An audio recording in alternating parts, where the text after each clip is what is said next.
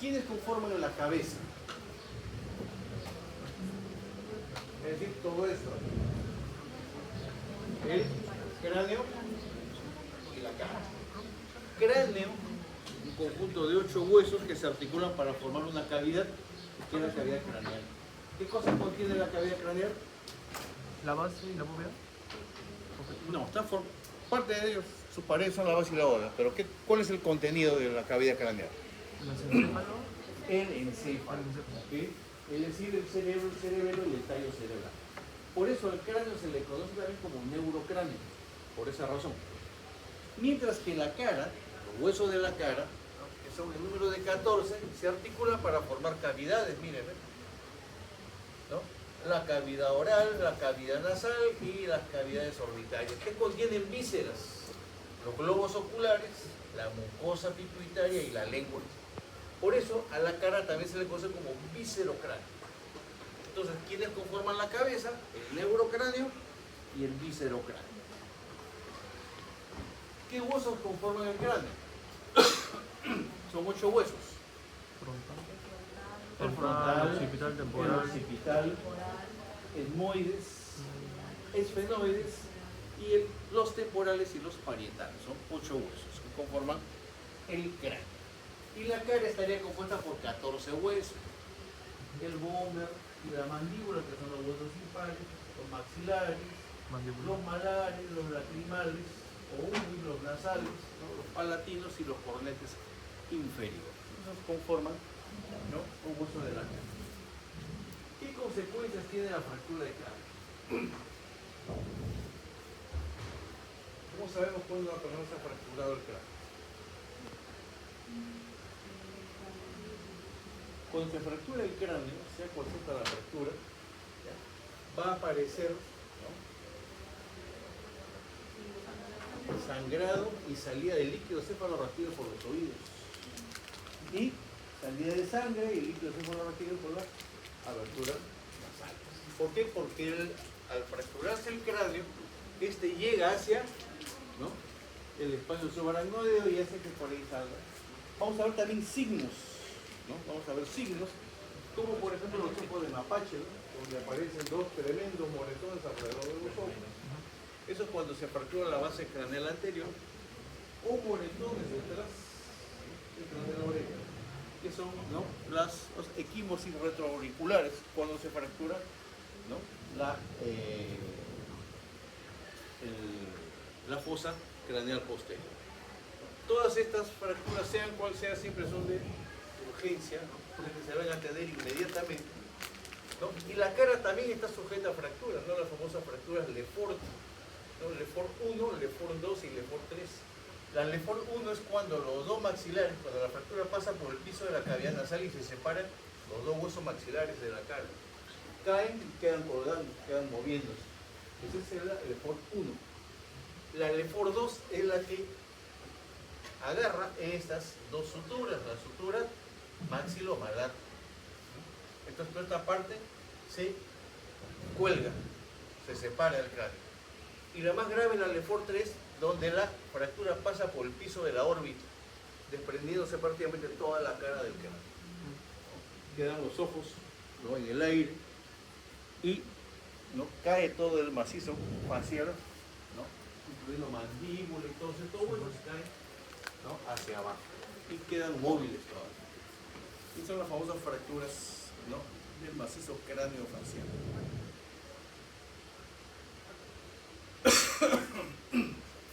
Ya vimos que el cráneo está formado por 8 huesos y la cara está formada por 14 huesos. 2 huesos impares y 6 huesos pares, y en el caso del cráneo, 2 huesos pares y 4 impares.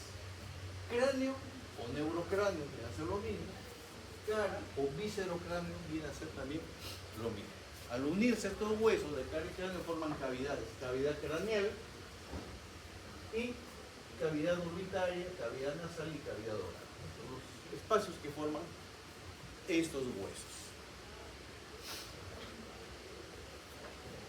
La parte superior de la cabeza, donde se encuentra el cuero cabelludo y que cubre a la bóveda, ¿no?, que está conformado por 5 capas, conocidas por sus acrónimos en inglés como scalp. La primera de ellas es el cuero cabelludo propiamente dicho, ¿no? Que da asiento a los folículos pilosos y al pelo. Por debajo del cuero cabelludo se encuentra, miren, ¿ve?, una capa de grasa, que es el tejido celular subcutáneo,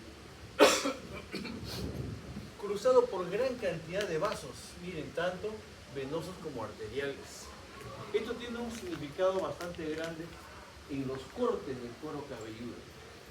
Cuando una persona se corta imagínate un corte aquí en el antebrazo, los vasos que quedan abiertos por el corte tienden a hacer esto, ¿no? Tienden a hacer vasoconstricción y disminuir de esa manera, no completamente, pero disminuir bastante la salida de sangre. En el caso de los vasos que pasan por el tejido celular subcutáneo, las paredes de esos vasos están pegados al tejido celular subcutáneo y no tienen posibilidad de hacer esto, sino que siempre quedan abiertos. Por lo cual, un corte en el cuero cabelludo de una persona, por ejemplo, que sufre un accidente de carro, que va en su carro, se golpea, se corta y queda ahí medio escondido por la carretera, sangrando el cuero cabelludo, ¿no? En un par de horas se puede morir esa persona por desangramiento, pudiendo no tener ninguna otra herida más que ese corte profundo en el cuero cabelludo, ¿no? ¿Y cuál es la forma más fácil de reducir eso? Haciendo presión sobre la herida, nada más. Eso es todo lo que se requiere. Pero si la persona está sola y está inconsciente, entonces va a ser difícil, ¿no?, reducir esa hemorragia. Por debajo de este tejido celular subcutáneo se encuentra una capa fibrosa que responde al nombre de la galea aponeurótica o aponeurosis epicraneal. Esta capa fibrosa por delante se inserta en el músculo frontal, por detrás se inserta en el músculo occipital, haciendo un músculo digástrico, ¿no?, el occipito frontal. Y hacia los lados baja hasta los arcos cigomáticos donde se inserta. Esta aponeurosis epicraneal, ¿no?, está bien pegada al tejido celular subcutáneo y está bien pegada al cuero cabelludo. Prácticamente hacen una sola unidad, es difícil separar. Y si ustedes se ponen la mano encima de la cabeza y hacen esto, van a ver que su cuero cabelludo se desliza. Pónganse la mano y deslizan el cuero cabelludo. Se desliza con suma facilidad. ¿Por qué? Porque la aponeurosis epicraneal se encuentra colocada encima de una capa de tejido celular laxo que permite ese deslizamiento. Por lo que es fácil despegar el cuero cabelludo, como lo hacían los indios norteamericanos, ¿verdad? Los antiguos indios norteamericanos. No se llevan tu cabeza ni un brazo, se llevan tu cuero cabelludo. Un corte alrededor, ¿no?, el cuero cabelludo, y simplemente lo desprendían, porque se desprende con bastante facilidad. Y finalmente, por debajo de ese tejido celular laxo, ¿no?, la zona donde se desliza el cuero cabelludo es esta de acá, el periósteo o pericráneo, ¿no?, del hueso craneal. Este periósteo tiene un valor bastante grande para el hueso, ya que lo nutre a través de pequeñas arteriolas bastante finas, nutre. Y de tal manera que si ustedes hacen un colgajo, imagínense el cuero cabelludo, ¿no?, que no incluye el periósteo, ¿no?, y se elimina el periósteo, esa zona de hueso se va a necrosar, porque no va a recibir, ¿no?, nutrición. Por eso siempre todos los colgajos que se hacen sobre huesos siempre se incluye el periósteo, ¿no? ¿Para qué? Para no tocarlo y volverlo a reponer completo luego y que el hueso reciba su nutrición adecuada. Si ustedes dejan el periósteo y sacan un pedazo de hueso, raspan un poco el periósteo, entonces esa zona se va a necrosar fácilmente. Las suturas y los puntos craniométricos los vamos a ver en la práctica, pero no nos va a alcanzar el tiempo. Esto que está mostrado. Para estudiar el interior de la cavidad craneal, que es lo que nos interesa, debemos cortar nuestro cráneo mediante una línea recta, que se llama corte convencional y que une dos puntos craniométricos. Uno que está situado entre las cejas y se lo pueden tocar, es una saliente bastante notoria, que se llama glabela, y en la parte de atrás, ya cerca a la nuca, otro promontorio acá, que es la protuberancia occipital externa o íneo. Pero lo que hacen ustedes es marcar con un lápiz el línea hacia atrás y la glabela por delante, ¿no? Y con una pita, una regla plástica, unen estos dos puntos de la forma más recta posible y ahí hacen su corte. Al hacer el corte van a obtener ustedes un segmento superior conocido por el nombre de bóveda craneal y un segmento inferior conocido como base craneal. Entonces vamos a ver la base y la bóveda craneal.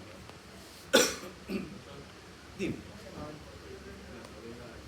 Corte convencional. Se llama convencional porque se adoptó en una convención anatómica. Pero para estudiar bien esto nos ponemos todos de acuerdo, por eso se llama convencional, ¿no? Nos ponemos todos de acuerdo y desde a partir de ahora se va a hacer corte. Ustedes lo pueden hacer por encima, no hay problema. Pero para que calce eso por lo que dicen los libros, entonces deben hacerlo de forma convencional, no de la forma ya acordada. Uy, ¿qué pasó? Fantasmas. Fantasmas en la máquina. A ver. Fantasmas en la máquina.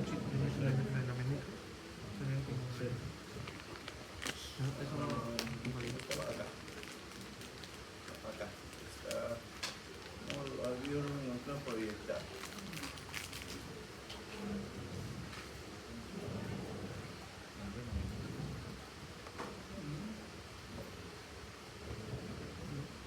Sin entrar de sin. Ah, esto se ha movido. A esto es. Comenzó la. Bien, no hay que moverlo mucho nomás. Bien.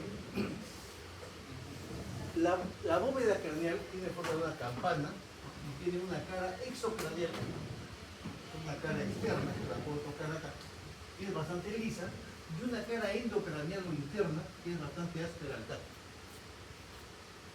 La cara exocranial nos va a presentar cuatro suturas, ¿no? La sutura coronal, que une al frontal con ambos parietales, la sutura sagital, que es la que por la que se articulan los dos parietales, la sutura lambdoidea, por la que se articulan los dos parietales y el occipital. Y si han hecho bien el corte, van a encontrar otra, un pedazo, no toda completa, pero va a tener una parte de esta sutura, la sutura escamosa. La sutura escamosa que une, miren, al temporal con el parietal y el esfenoides. Todo esto es la sutura escamosa. Se llama así porque lo forma la escama del temporal, de ahí el nombre de sutura escamosa. ¿Qué más vamos a encontrar en la bóveda? Vamos a encontrar, número 2, miren, estos dos agujeros que no siempre están presentes. Por eso se dice que son inconstantes. Inconstantes. A veces se encuentran uno, a veces con suerte los dos, y si tienen mala suerte, son piñas, no encuentran ninguno. Cuando se dice que un agujero es inconstante, es que por ahí pasa una vena emisaria, así se llama, vena emisaria. ¿Qué es una vena emisaria? Es una vena que conecta, ¿no?, la circulación externa, en este caso del cuero cabelludo, con la circulación interna del cráneo. Es decir, por ahí pasa sangre venosa que se recoge en el cuero cabelludo, se mete al cráneo y ahí lo lleva, esa sangre lo lleva a un seno venoso. A veces cuando hay alguna infección en esta zona, los gérmenes pueden ingresar a través de este agujero. Es preferible al final que no hayan estos agujeros parietales. ¿Y qué cosa pasa por ahí? Una vena emisaria llamada vena parietal. Antes llamada la vena emisaria de Santorini, así se llamaba. Ahora simplemente vena parietal. Y finalmente, hacia ambos lados, dos líneas, miren, bien marcadas. ¿Okay? Las líneas temporales. Aquí se ven mejor, aquí están mucho mejor. Las líneas temporales, ¿no? Una línea temporal superior, miren, y una línea temporal inferior. En la línea temporal superior vamos a encontrar nosotros la inserción de la aponeurosis del músculo temporal. Y en la inferior, la inserción del mismo músculo temporal, el músculo temporal.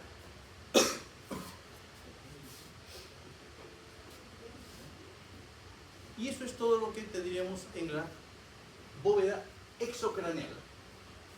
Ahora, ¿qué cosa encontramos en la bóveda endocraneal? De adelante hacia atrás y en la línea media, mírenme, acá adelante, una cresta bien afilada, la cresta frontal. En algunos libros, cresta frontal interna. Interno. La cresta frontal. Aquí se inserta la hoz del cerebro. ¿No? La hoz del cerebro. Y por detrás de esta cresta, donde desaparece la cresta, nace un surco. A veces se ve bien a simple vista, a veces hay que tocarlo para sentirlo. Es el surco sagital o canal sagital. Es la huella que deja un seno venoso, que es el seno sagital superior. Seno sagital superior. Entonces, canal sagital o surco sagital para el seno sagital superior. A ambos lados de ese surco yo voy a encontrar unas pequeñas fosas, Aracnoide. No. conocidas con este nombre, miren, fositas granulares, o también conocidas como fositas aracnoideas. Son la huella que dejan las vellosidades o granulaciones aracnoideas. Si ustedes aprenden como fositas granulares, las granulaciones aracnoideas. ¿Qué función tienen estas vellosidades o granulaciones aracnoideas? ¿Qué es lo que hacen con el líquido cefalorraquídeo, estas granulaciones o vellosidades? ¿Regula? Lo reabsorben, drenan el líquido cefalorraquídeo que ya está usado y lo llevan al torrente sanguíneo. Esa es la función de estas vellosidades que se alojan acá en estas fositas aracnoideas o fosas granulares. Y luego, hacia afuera, yo voy a encontrar, mírenme, este conjunto de surcos, que son la huella que deja la ramificación de una arteria, que es la arteria meningia media. Arteria meningia media. Y en conjunto se le conoce como la hoja de higuera. ¿Sí? La hoja de higuera. Se le conoce así porque cuando ustedes separan el parietal y lo agarran de uno de sus ángulos, se parece bastante a la hoja de un higo, del árbol del higo, y estas serían las nervaduras de la hoja, por eso se llama la hoja de higuera. Así se conoce la hoja de higuera. Y por último, en la zona donde ustedes han cortado, van a encontrar una disposición de hueso bastante peculiar. Miren, esta línea blanca de acá y esta otra línea blanca de acá que está hacia afuera. Van a encontrar dos láminas de tejido óseo compacto llamadas tablas. Tabla externa y tabla interna. Y en medio de ellas van a encontrar tejido óseo esponjoso.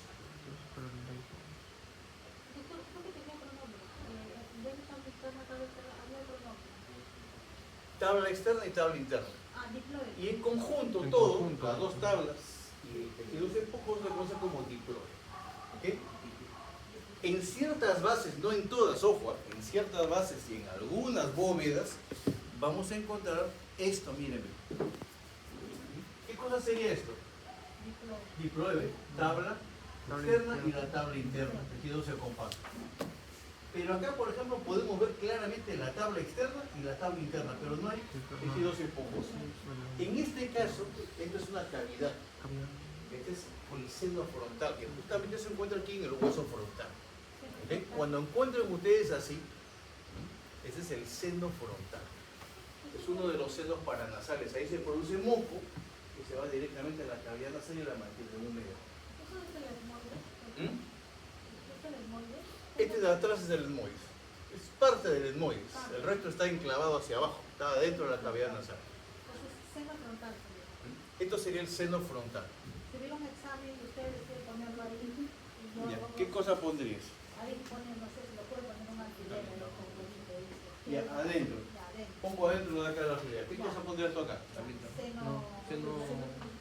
Seno. Nada más, no te hagas problema. Ah, ya. Pero si el alfiler yo lo pongo acá, ¿qué cosa respondería? Es Acá. tejido óseo. Acá. Tejido óseo. Diploide. Acá. Diploide. En No. cualquier de estas zonas, Diploide. diploide. Pero- Menos acá, donde Pero si está el usted lo pone agujero. en el medio sería tejido óseo. Sí, tejido óseo Pero esponjoso o para que sea diploide. diploide, ¿cómo Cualquiera de las dos, nada más. El tejido Por eso aquí señala, en la misma figura, ¿aquí está? El diploide. Está señalado el tejido óseo esponjoso, todo esto es el diploide. Es como un sándwich. Es como un sándwich. Dos tablas óseas de tejido óseo compacto y al medio hueso esponjoso. Así que no se hagan problemas. La base del cráneo es bastante accidental, pero a simple vista vemos que está dividida en tres partes, miren. Una anterior, una media y una inmensa posterior. Cada una de estas divisiones se conoce con el nombre de fosa craneal. Existiendo una fosa craneal anterior, una fosa craneal media y una inmensa fosa craneal posterior, conocido también como piso. Piso anterior, piso medio o piso posterior. Las tres fosas están rodeadas ¿por quién? Por el diploide. Ese es su límite. E internamente, miren, la fosa craneal anterior está separada de la fosa craneal media por esto de acá, el canal y los agujeros ópticos. El canal y los agujeros ópticos. Y hacia ambos lados, los bordes posteriores de las alas menores del esfenoides.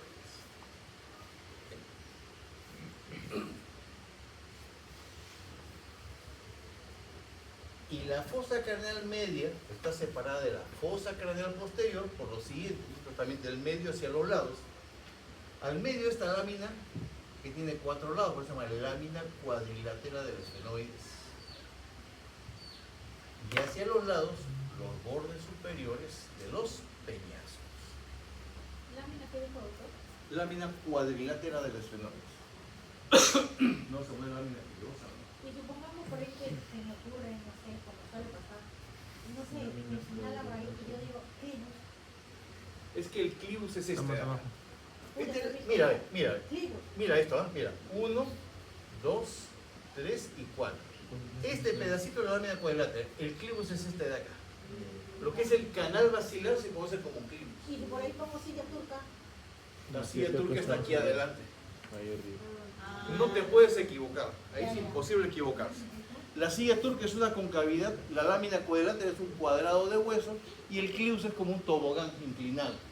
Entonces, clivus o canal basilar. Pero vamos a ver en un rato. Lámina cuadrilátera, ¿no, doctor? Lámina cuadrilátera del esfenoides. Entonces, viendo las cosas así, vamos a ver primero la fosa craneal anterior. ¿Qué encontramos en la fosa craneal anterior? Para ir en orden, ¿no? Primero al centro y después a los lados. Número 1, miren, ve, la cresta frontal. ¿Se acuerdan que la vimos también en la bóveda? Ya, una parte queda en la bóveda y la otra parte queda aquí en la base. Número 2, hacia atrás, el agujero ciego. En la misma línea media, agujero ciego. Por ahí pasa una vena emisaria. ¿Cómo se llama la vena? Si por el agujero parietal pasaba la vena parietal, por el agujero ciego pasa la vena ciega. Así se llama, la vena ciega. Aunque a veces lo más fácil es lo más difícil. La vena ciega. Y hacia atrás encontramos esta elevación aplanada que se conoce como la apófisis cristagalli. Ah, ese Sí. Cresta de gallo. No. La cresta, mira, esta. Cresta frontal es esta de acá. Pero también Este se puede- pedacito de acá. Cresta de gallo. ¿Ya? Acá está el agujero ciego y detrás del agujero ciego está la apófisis cristagalli. ¿Ok? En ese orden. Apófisis. Cristagalli. Ah, la cresta sí. La cristagalli. Ya. En esos tres elementos que les he mencionado se inserta la hoz del cerebro. En los tres elementos que les he mencionado, cresta frontal, agujero ciego y apófisis cristagalli, se inserta la hoz del cerebro. Y más hacia atrás, ya casi llegando a la fosa craneal media, vamos a encontrar a las alas menores de los esfenoides, miren, ¿ve? Unidas por un puente óseo que es este de acá, que se conoce con el nombre de yugo esfenoidal. El yugo esfenoidal. ¿Ok? Eso es lo que encontramos en la línea media. Ahora nos vamos hacia los lados. Miren, a ambos lados de la crista Galli, yo voy a encontrar dos laminitas, mírenme, dos laminitas agujereadas. Las láminas cribosas del etmoides. ¿Ok? ¿Por dónde pasan los filetes del primer par craneal?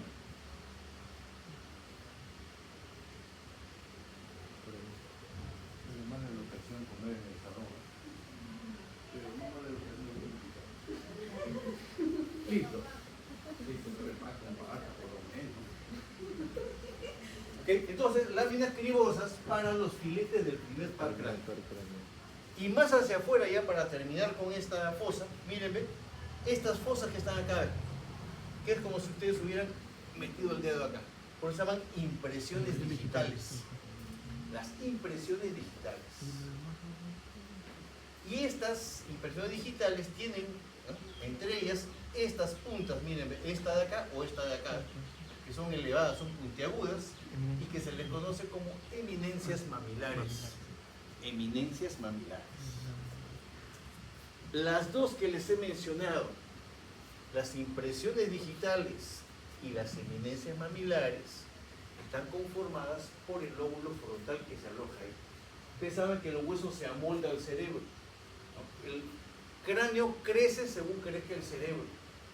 Cuando el cerebro ya deja de crecer, ya se conforman todas las estructuras que ustedes conocen y hasta ahí crece el cráneo. ¿Hasta qué edad crece el cráneo? Hasta los 18 años. Y hasta los 21 crece la cara. Y de ahí cesa todo, ¿no?, todo crecimiento. ¿Ok? Entonces, estos están producidos por el lóbulo frontal del cerebro. ¿Ok? Pasamos a la fosa craneal media, no sin antes preguntarle hasta qué hora tenemos nosotros. 5:50. Ya, entonces esto termina rápido. Acá también vamos en orden. Vamos del centro, mírenme, de este centro, hacia adelante, hacia atrás y hacia los lados. Aquí ya me vas a entender lo que estabas preguntando antes. En el centro de la fosa craneal media yo encuentro esta fosita de acá, ¿ves? ¿Okay? Todo el mundo lo conoce como silla turca. Su nombre verdadero es fosa hipofisiaria. Fosa hipofisiaria o silla turca. ¿Okay? ¿Cuántos lados tiene la silla turca? A ver, ayúdeme. 1. ¿Qué forma tiene entonces? Forma cuadrilátera. ¿Y cuántos ángulos tendrá entonces? 4 ángulos, correcto. Entonces vamos a ver qué hay en el lado, qué hay hacia adelante, en el lado anterior, en el lado posterior, hacia los lados, hacia los costados y en sus ángulos. ¿Qué encuentro hacia adelante? Mírenme, voy a encontrar el canal y los agujeros ópticos. Canal óptico para el quiasma óptico, para el entrecruzamiento de los dos nervios ópticos. Y agujeros ópticos por donde pasa el segundo par craneal, ¿no?, y la arteria oftálmica. Y la arteria oftálmica. Repito, canal óptico y agujeros ópticos. Canal óptico para el quiasma óptico, 5:50, ¿no? ¿Okay? ¿Qué encuentro hacia atrás? Miren, esta laminita cuadrilátera que pertenece al esfenoide, ¿cómo se llamará? Lámina cuadrilátera del esfenoide. ¿Okay? Lámina cuadrilátera del esfenoide. Entonces, por delante, tú que me preguntaste antes, por delante de la lámina cuadrilátera del esfenoide está la silla turca. Y por detrás de la lámina cuadrilátera del esfenoide está el clivus. Por eso no se confundan ahí. Bien, ¿qué hay hacia los lados? Hay dos canales, miren, dos canales, conocidos con el nombre de canales cavernosos. Dos canales cavernosos. Que son la huella que dejan dos senos venosos, que son los senos cavernosos. ¿Ves? Aquí se nota mucho mejor, ¿ves?, el canal cavernoso. ¿Y qué hay en los ángulos? Vamos a encontrar 4 apófisis puntiagudas, miren, ve. 1, 2, las más grandes, esta 3 y esta chiquita acá 4. Apófisis clinoides anteriores, las más grandes, apófisis clinoides posteriores, las más pequeñas. ¿Por qué se llaman clinoides? Porque viene del griego clinos, que significa cama. Estas son como las perillas de las camas antiguas. ¿Saben las camas antiguas que tienen 4 perillas? Ya. Estas son como las perillas de una cama. Se llaman clinoides, que tienen forma de cama. ¿Qué cosas se insertan en estas 4 a la vez? Se inserta una dependencia de la dura madre, que es la tienda de la hipófisis. Tienda de la hipófisis. La tienda de la hipófisis. Bien. Entonces, ya hemos visto la silla turca y todos sus alrededores. Al final de los canales cavernosos yo encuentro, miren, un agujero a cada lado, este de acá y este de acá, que son los agujeros rasgados. Agujeros rasgados. Esto de acá. Este de acá y está al final de un seno, de un canal cavernoso, y al final de este otro canal cavernoso hay otro acá. Este blanco. Sobre ellos había una controversia, porque por este agujero, ¿no?, hay una serie de elementos que lo atraviesan. Algunos dicen no, que unos los atraviesan y otros pasan. Que lo atraviesan los que van así, en este sentido, y que pasan los que van en este sentido. Para fines didácticos ya, ¿no?, los 4 elementos que les voy a mencionar están atravesando el agujero. ¿Ok? El más importante, y ese sí no deben olvidarse porque aquí no hay perdón de Dios, número 1, la arteria carótida interna. Por el agujero rasgado hace su ingreso a la cavidad craneal la arteria carótida interna. Ramas importantes como la arteria cerebral anterior, por ejemplo, la cerebral media o la misma arteria oftálmica salen de esta arteria, ¿no?, carótida interna. Por eso es que es importante la carótida interna. Número 2, el nervio del canal pterigoideo. También es contenido de este agujero. Este es el agujero. Y también una vena emisaria y el ramo meningio de la arteria faríngea ascendente. Esos 4 elementos cruzan el agujero. Algunos lo hacen echado, otros lo hacen de frente, ¿no? Sobre eso es la controversia. Pero lo que sí no debe olvidarse, la arteria carótida interna. Arteria carótida interna. Doctor, para eso me recordaba, cuando son agujeros ópticos, ¿qué era lo que pasaba por el agujero óptico? El segundo par craneal, ¿no?, y la arteria oftálmica, que justamente es rama de esta carótida interna. Y creo que ya están rondando por acá. El agujero va. Ya, y aquí terminamos. Esto lo vamos a continuar en práctica. Ahí vamos a hacer 2 horas para darle con todo hasta la última sutura. Hasta aquí quedamos, que ya viene el doctor. Creo que yo me había equivocado de horario, pensé que era a las 5:20 Está por allá. y era a las 5 en realidad. Había Bien, visto bien. 13:20 y pensé que era Bien 5:20, práctica, ¿no? por eso es que vine. Mañana no era fija, profe. La fija. Todas las filas están ahí a su disposición. Listo. Bien, muchachos, entonces